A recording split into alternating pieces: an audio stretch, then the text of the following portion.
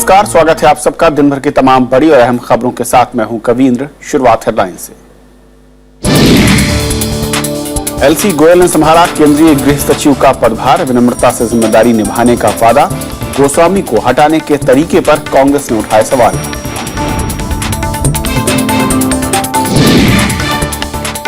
दिल्ली विधानसभा चुनाव का थमा प्रचार, आखिरी दिन पार्टी ने झोंकी ताकत, 7 को मतदान, 10 को नतीजे।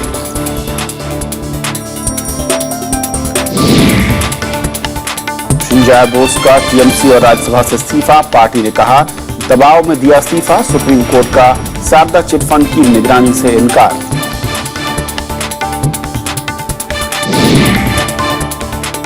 गिरजाघरों पर हमलों की होगी जांच, केंद्रीय गृह मंत्री ने दिया भरोसा। ईसाई समुदाय का दिल्ली में विरोध प्रदर्शन।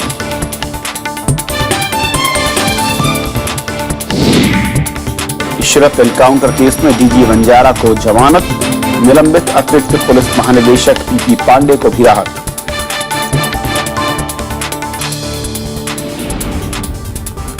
आइए देखते हैं हमारी पहली खबर।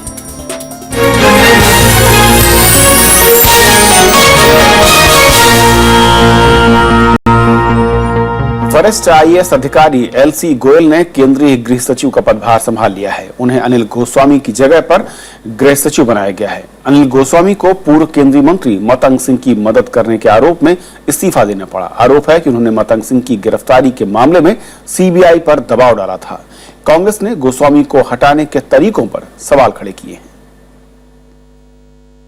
1979 बैच के केरल कैडर के आईएएस अधिकारी एलसी गोयल ने केंद्रीय गृह सचिव का पद संभालने के बाद गृह मंत्री राजनाथ सिंह से मुलाकात की।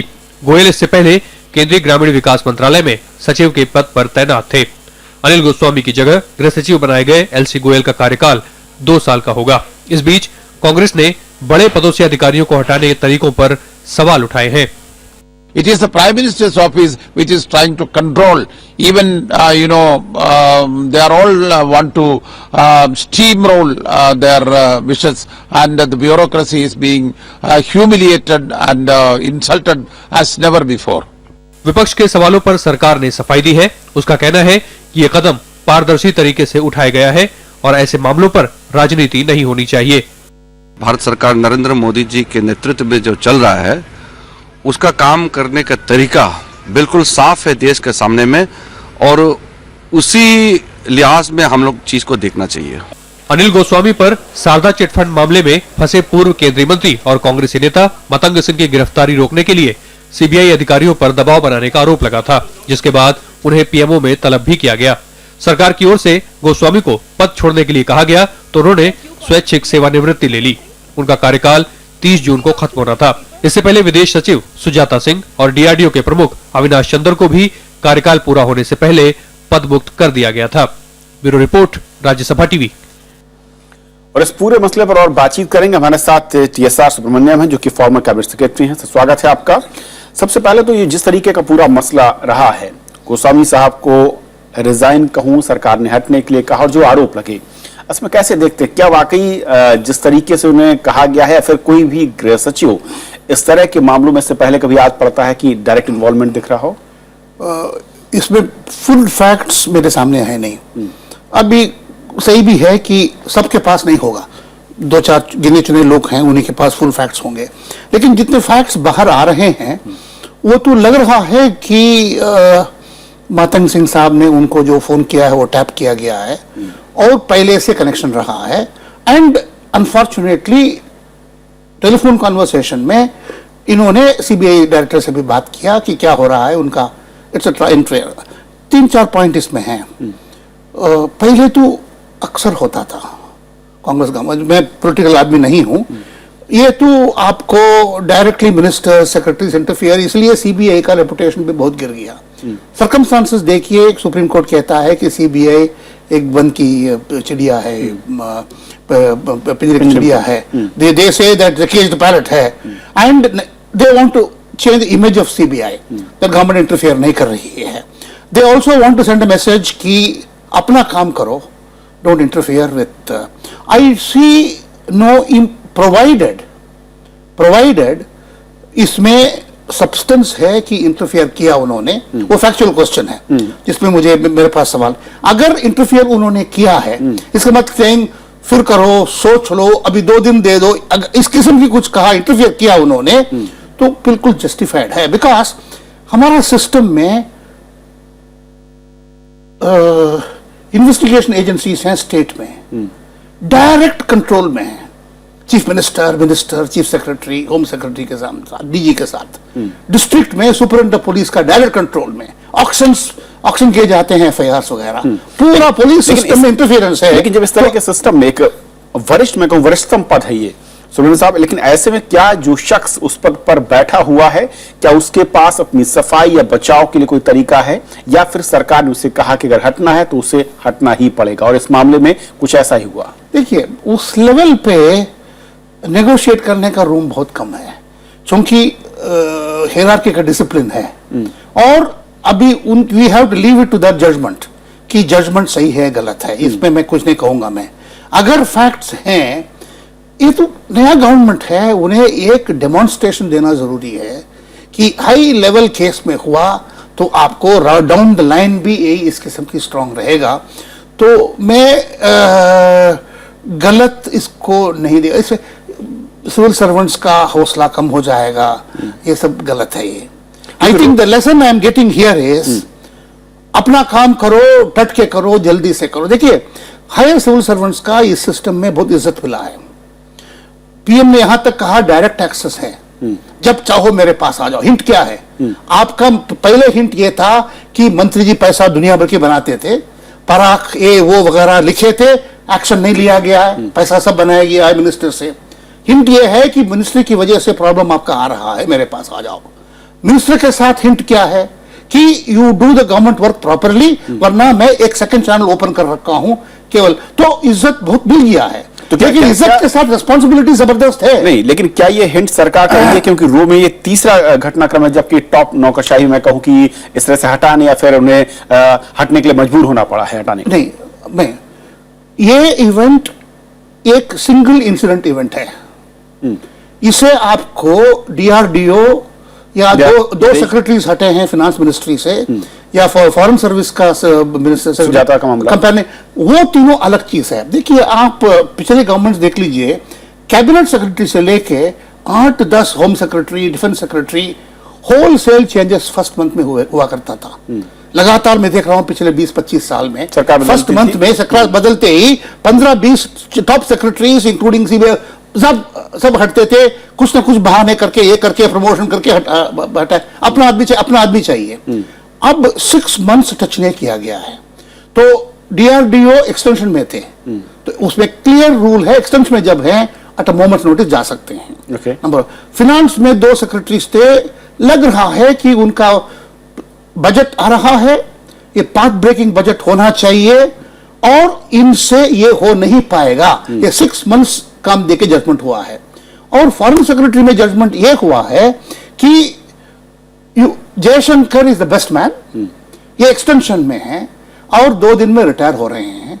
जब तक Jaishankar can not come as adviser, झगड़ा हो जाएगा, कॉन्फ्लिक्ट रहेगा, तो उस पद पे, वो कार्डर पोस्ट में आने के लिए इनको जाना पड़ा। मुझको खबर मिली है कि उनको सॉफ्ट लैंडिंग दिया गया, वो मना कर ली, वो उनकी पर्सनल हक है। This is one event matter, that is a 6 months examination.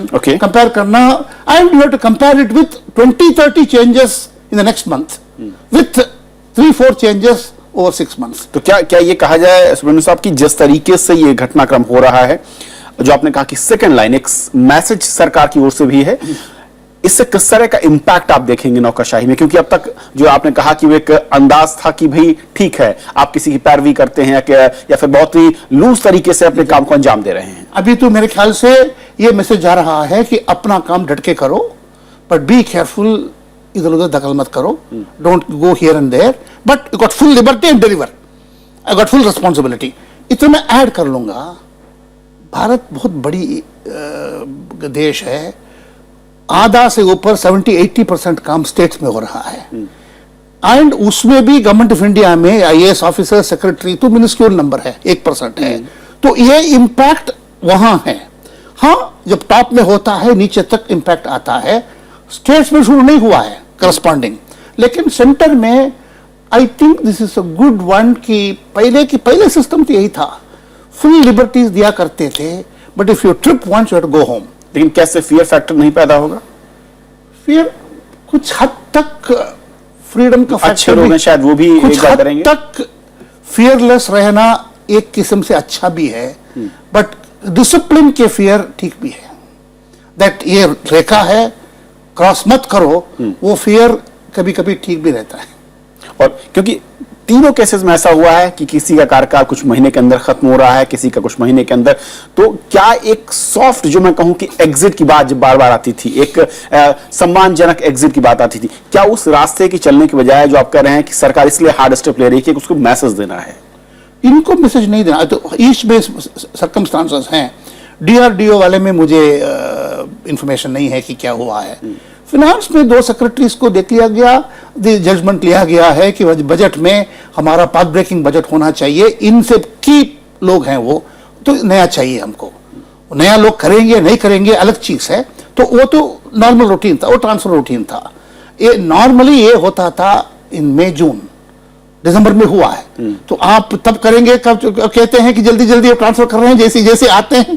तो मेरे विचार में I want to look at it that way, 50 secretaries आए मई में, दिसंबर तक 4 ही हटे, 46 सेक्रेटरीज नहीं हटे, तो वो अपॉइंटेड बाय प्रीवियस गवर्नमेंट, वो भी एक मैसेज देता है। ओके, बहुत बहुत शुक्रिया सर इस पूरे मसले पर बातचीत करने के लिए और तमाम तकनीकी पहलुओं को रखने के लिए।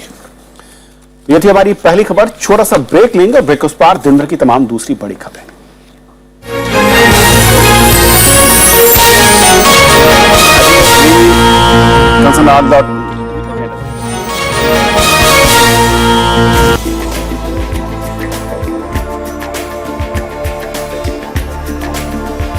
कला की दुनिया हो या साहित्य का संगम, पर्दे के सितारे हों या संगीत की सरगम, हम हैं सबके साथ हरदम। देखिए शख्सियत, गुफ्तगू और विरासत का इंद्रधनुषी संसार। देखिए सिर्फ राज्यसभा टीवी के पर्दे पर बार बार।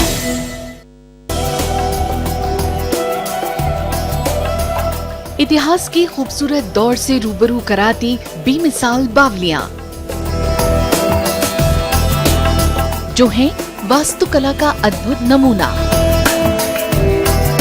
जहां आज भी सैलानी बड़ी संख्या में आते हैं और कैमरे में यहाँ की यादें कैद कर ली जाती हैं। जल्द ही देखिए अस्मिता में एक यादगार सफर, बेमिसाल बावलियां, सिर्फ राज्यसभा टीवी पर।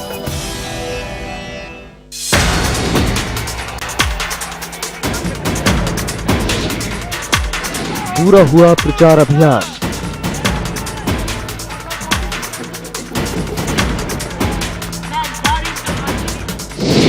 7 फरवरी को होगा मतदान। देखिए पहली खबर, कैसा रहा आखिरी दिन, आज रात 8 बजे।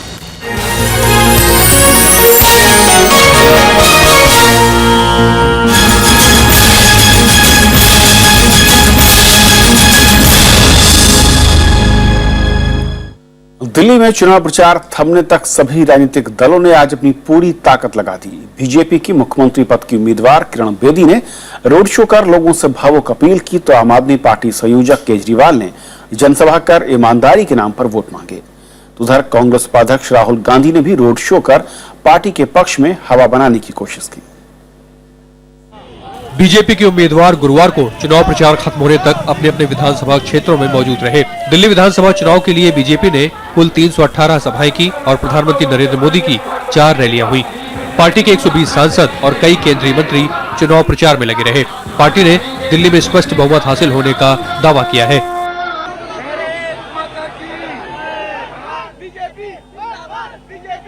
कांग्रेस ने भी सभी 70 सीटों पर गुरुवार को रोड शो किया।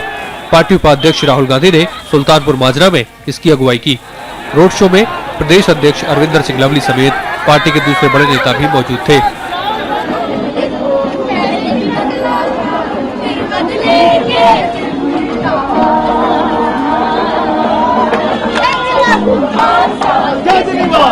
कुछ इस अंदाज में सड़कों पर नजर आए। पार्टी संयोजक अरविंद केजरीवाल अपनी टीम के साथ आखिरी दिन पूरे जोश से मैदान में उतरे। श्याम सुंदर के साथ रविंद्र सिंह शौरान, राज्यसभा टीवी।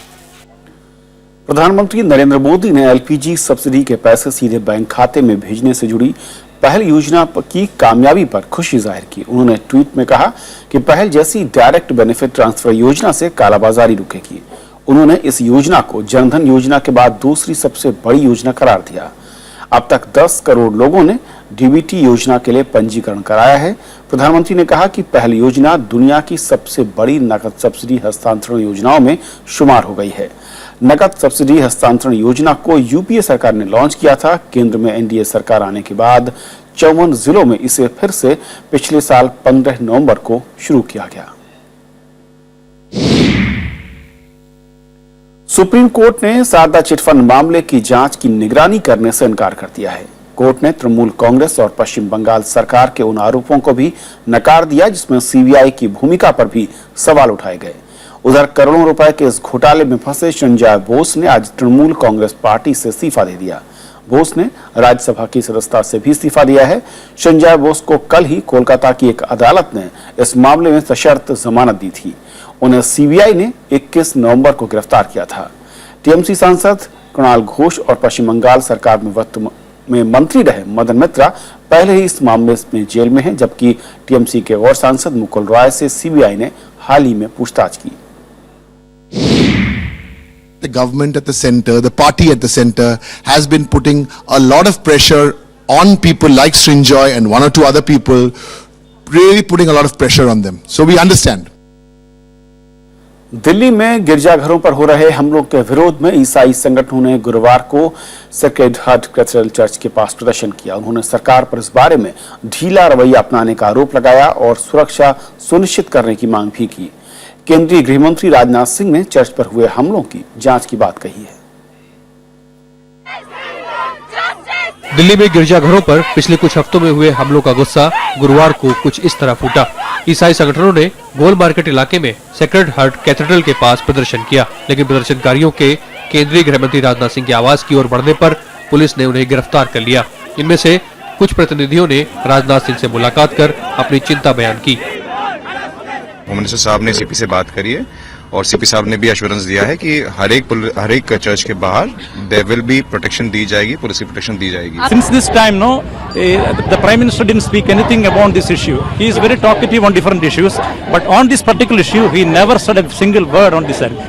इस बीच दिल्ली पुलिस ने चर्च पर हमलों के दोषियों का पता लगाकर उन पर कड़ी कार्रवाई का भरोसा दिया है। इसके लिए बड़ी सरगर्मी से जो है तफ्तीश की जा रही है। जो कंसर्न एसएचओ है और एसीपी है उसको बता दिया गया है कि आप अपने बाकी काम जो रूटीन काम छोड़ के इस केस के ऊपर अच्छे से फोकस करें और ताकि जल्दी से जल्दी जो है कल्प्रिट को पकड़ लिया जाए। हालांकि इस मसले पर राजनीति भी तेज हो गई है। जिस प्रकार से हमने देखा कि अभी आम आदमी पार्टी के प्रवक्ता राघव चड्ढा जी उस भीड़ में शामिल थे, जो भीड़ एजिटेट कर रही थी होम मिनिस्टर के घर के सामने चर्च वाले अटैक के मसले पर, यह पूरे राजनीतिक माहौल को बिगाड़ने का साजिश है। I am here in my personal capacity to express solidarity. It is in national interest, not in political interest. Delhi में दिसंबर से अब तक गिरजाघरों पर कुल 5 हमले हो चुके हैं। सबसे ताजा मामला 2 फरवरी को दक्षिण दिल्ली के वसंत कुंज इलाके का है, जहां सेंट अल्फांसो चर्च को निशाना बनाया गया था। हालांकि पुलिस ने इसे चोरी का मामला करार दिया। Bureau report, Rajya Sabha TV. और फिलहाल एक छोटा सा ब्रेक के उस पार कुछ और बड़ी खबरें।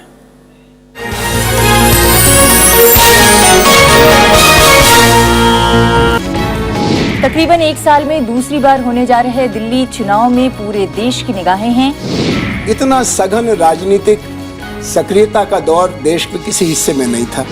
जिस चुनाव में एक तो सबसे बड़ी कठिनाई ये हुई कि ये पर्सनालिटी की लड़ाई आम आदमी पार्टी और बीजेपी ने शुरू कर दी और मुद्दे जो है साइड हो गए। आपके पास जितना भी मुद्दे हैं, जब तक आओ मुद्दे को रिप्रेजेंट करने के लिए एक चेहरा नहीं होगा, आपके लिए वो लड़ाई मुश्किल हो जाता है। जाती रही भावना जैसी, प्रभु मूरत देखी दिन जैसी। देखिए सरोकार सिर्फ राज्यसभा टेलीविजन पर। आधो आधो बोल। आवाज और गायकी का एक अलग अंदाज। नजरुल गीती को पूर्ण रूप से समर्पित कलाकार। जिंदगी नुमाइश की चीज नहीं है, नजरुल इस्लाम इतना ट्रेजिक लाइफ देखा, ऑल ओवर वर्ल्ड लोग नजरुल को जानते हैं, बट उनके लाइफ में क्या गुजरे, शायद मैं जो काम किया एक दिन रंग लाएगा। मिलिए शख्सियत में मशहूर और मारूफ कलाकार डॉक्टर चंद्रनाथ चैटर्जी से शनिवार रात 10:30 बजे और रविवार सुबह 11 बजे सिर्फ राज्यसभा टीवी पर।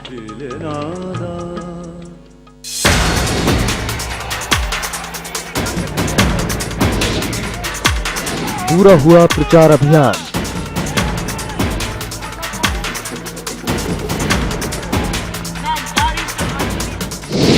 सात फरवरी को होगा मतदान। देखिए पहली खबर, कैसा रहा आखिरी दिन, आज रात 8 बजे।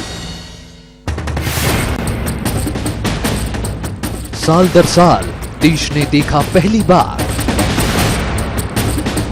राष्ट्रपति और उपराष्ट्रपति का चुनाव, 18 विधानसभाओं और लोकसभा का चुनाव, शानदार और निष्पक्ष कवरेज।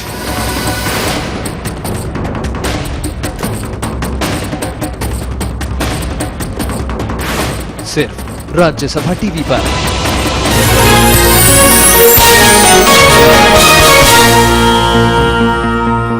भारत के सौर ऊर्जा कार्यक्रम का लक्ष्य साल 2020 तक 1 लाख मेगावाट बिजली उत्पादन करना है। पर्यावरण मंत्री प्रकाश जावड़ेकर ने यह बात 15वें दिल्ली सतत विकास शिखर सम्मेलन में आज कही। ऊर्जा और संसाधन संस्थान की तरफ से आयोजित इस कार्यक्रम में पर्यावरण संरक्षण और सतत विकास के मुद्दे पर चर्चा के लिए कई देशों के प्रतिनिधि मौजूद थे। 3 दिन तक चलने वाले इस कार्यक्रम में सतत विकास और जलवायु परिवर्तन से निपटने के लिए चर्चा होगी। प्रकाश जावड़ेकर ने देशवासियों को स्वच्छ वातावरण देना इस सरकार की प्राथमिकता बताया। 100,000 megawatt is not a small thing. It means that 145 million tons of carbon emissions saved per year. We will achieve our 100,000 megawatt target of renewable energy by 2020. Ishrat जहां फर्जी मुठभेड़ मामले में पूर्व आईपीएस अधिकारी डीजी वंजारा और निलंबित पुलिस अधिकारी पीपी पांडे को जमानत मिल गई है। अहमदाबाद में सीबीआई की विशेष अदालत ने इस केस में आरोपी दोनों अधिकारियों को जमानत पर रिहा करने का फैसला सुनाया। पीपी पांडे को हर गुरुवार ट्रायल के लिए कोर्ट के सामने पेश होने को कहा गया है। अदालत ने उन्हें पासपोर्ट जमा करने और बिना अनुमति के देश से बाहर न जाने के आदेश दिए हैं। पीपी पांडे 1.5 साल से जेल में बंद थे। कोर्ट ने 16 जनवरी को दोनों आरोपियों की जमानत पर फैसला सुरक्षित रखा था। इन पर जून 2004 में फर्जी एनकाउंटर को अंजाम देने का आरोप है। इस मुठभेड़ में इशरत जहां के अलावा 3 अन्य की मौत हो गई थी। हर वर्किंग सैटरडे को मिस्टर बंजारा ये कोर्ट में प्रेजेंस मार्क करवाएंगे। ये ट्रायल जब चलेंगे तब यहाँ रहेंगे। इसके अलावा जब तक फर्दर ऑर्डर नहीं होता है वो बॉम्बे में रहेंगे और बॉम्बे से सिर्फ यहाँ प्रेजेंस के लिए आया करेंगे। नागालैंड के मुख्यमंत्री टीआर जेलियांग ने प्रदेश की 60 सदस्यीय विधानसभा में विश्वास मत हासिल कर लिया है।